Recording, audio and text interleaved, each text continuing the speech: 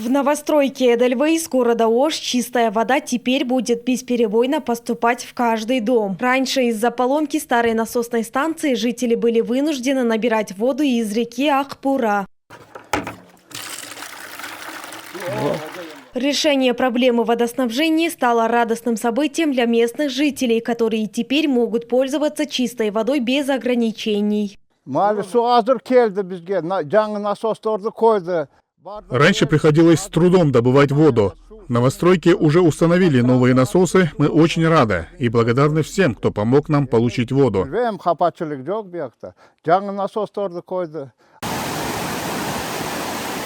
На реконструкцию старой насосной станции было потрачено около 5 миллионов сомов. Из них 2,5 миллиона выделили из местного бюджета. Оставшуюся сумму предоставил проект «Аракет».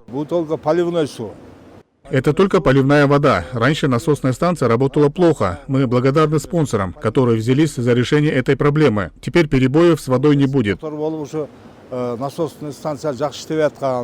словам представителей проекта, в будущем они планируют помочь с водоснабжением и в других новостройках. Обновленная насосная станция обеспечит питьевой водой более 1200 человек.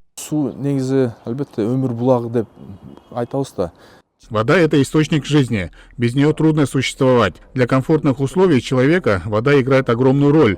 С помощью этого проекта мы также обеспечиваем водой жителей жилмассива Тюльпан.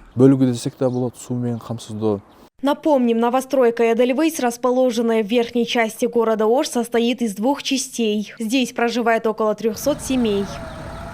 Айтунок Мамытова, Саймах Маратулу, Бектур Калыбекулы, ЛТР Ош.